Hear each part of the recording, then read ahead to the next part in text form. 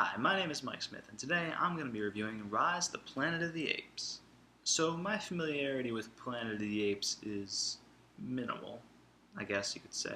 I've seen the first movie, the original 1968 movie, which I really like, and I've seen the second one, Beneath the Planet of the Apes, which well, uh, let's backtrack for a second. I saw the first movie and the second movie when I was like 10, and I haven't seen them since. But I remember the first one pretty well, the second one I don't remember as well, so I assumed that I really liked the first one, and I assumed that the second one wasn't as good. That's my assumption. I really don't know. I haven't seen the third, fourth, and fifth one, and I have not seen Tim Burton's Planet of the Apes, which I've heard I shouldn't bother with anyway.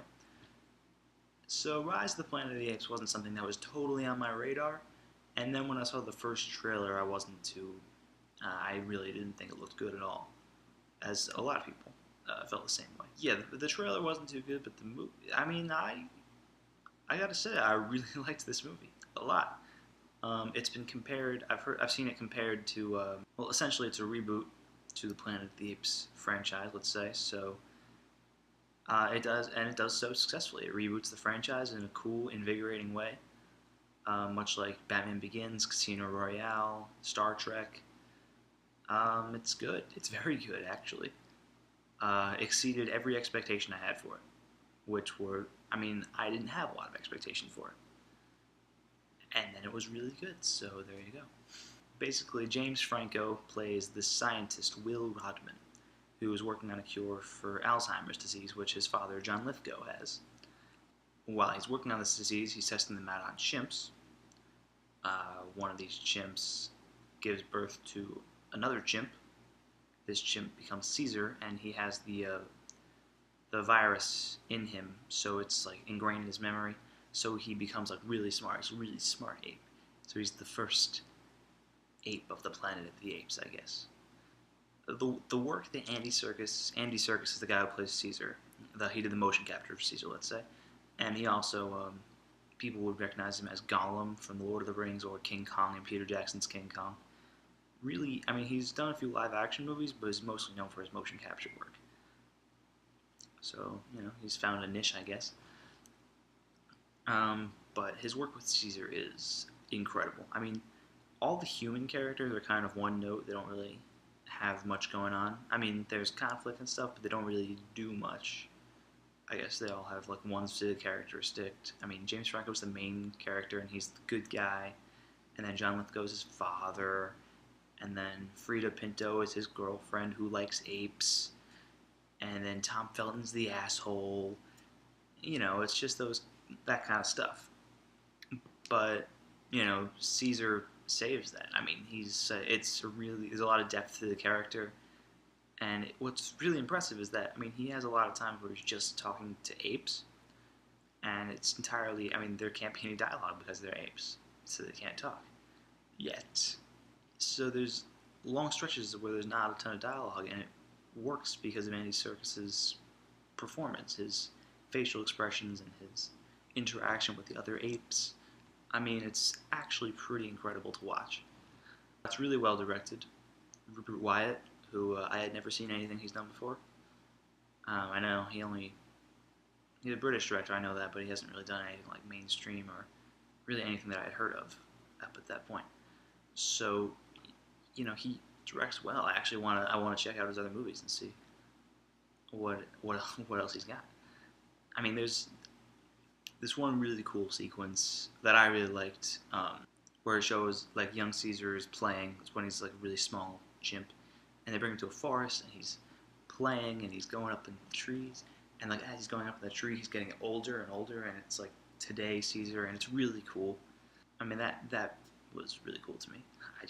I wanted to point that sequence out specifically because I thought that was awesome. I thought it worked. It worked as an effective reboot of the franchise. I'm eager to see if they do a sequel, which I really hope they do. I saw the movie on Friday, and I saw that today's Sunday, and I saw that the box office was actually pretty strong. It got like 54 million, which it overperformed, I guess. So that's good, right? The people are hungry for apes. Yeah, there's a lot of. There's a couple of callbacks to the original movie. They mentioned the spaceship, that Charlton Heston went off on his mission to Mars and never returned. And there was one. It was the big, the big dramatic moment of the movie where I don't want to get too into spoilers, um, but there's a big dramatic moment between Caesar and Tom Felton. Tom Felton, like, they're like fighting, and Tom Felton's like, "Get your hands off me, you damn dirty ape!" And that was a little too on the nose, but it was saved by Caesar's reaction to it, which I don't want to, spoil. I don't want to spoil it for those of you who haven't seen the movie. But you should check it out because it's awesome. I mean, it's actually like one of my favorite movies of the year right now, which I didn't think it would be. But I think other than Harry Potter, I think it's my favorite summer movie right now. So you should check it out because it's pretty damn awesome. I gotta say. I mean, it made me want to go and watch the other Planet of the Apes movies, which is something I hadn't wanted to do since I was like 10. And I only watched the first two when I was 10. So, maybe I'll go do that now. I'll rewatch the original Planet of the Apes, which I'd like to, because I remember liking the movie a lot. Actually, I mean, this whole movie, if you think about it, I mean, I'll spoil the ending of the original Planet of the Apes for you. I'm sure you already know it, but spoilers for a 43-year-old movie coming up. At the end of Planet of the Apes, it turns out that, though you didn't realize it, Charlton Heston discovers the Statue of Liberty, and it turns out he was on Earth the whole time. So if you watch this movie, which involves the apes on Earth getting ready to take over, I guess, then this whole movie is a spoiler for the ending of the original Planet of the Apes, if you think about it. So I would say, in order to keep that ending intact, watch Planet of the Apes first, the original Planet of the Apes. Unless you just watched this video and I just told you the ending, and you didn't know, then I'm sorry, but I did say spoilers, so I think I'm okay. You're not gonna you're not gonna get angry at me, right? It's an old movie. The final action sequence, the whole last third of the movie, is incredible. Basically it's huge ape rampage throughout the city, and it's really well done, and the action in this movie is really good. I mean, really good, and you just never get tired of watching apes destroy stuff.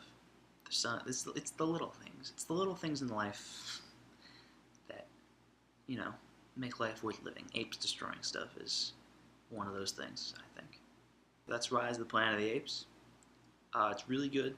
It's well cast. I mean, there's James Franco, John Lithgow, Tom Felton, and those actors being there kind of help Rise. Those actors being there make the characters seem less one note, but they are one note. But Andy Serkis as Caesar is awesome, and the special effects are awesome. It's really well directed, and you should check it out. I mean, I guess that's my review. I liked it a lot. That's it for Rise of the Planet of the Apes. I might be seeing Crazy Stupid Love soon, so I'll probably be reviewing that pretty soon, and I might be seeing Attack the Block soon. I might have to go into the New York City and check that one out, because I've waited long enough. I need to go see that movie. And then 30 Minutes or Less comes out, so you've got a few reviews coming at you, YouTube. I hope you're ready to take it, because I'm ready to give it. I'm ready to give it hard. Yeah.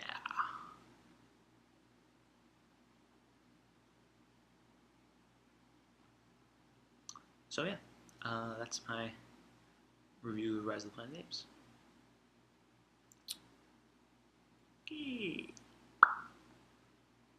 Later.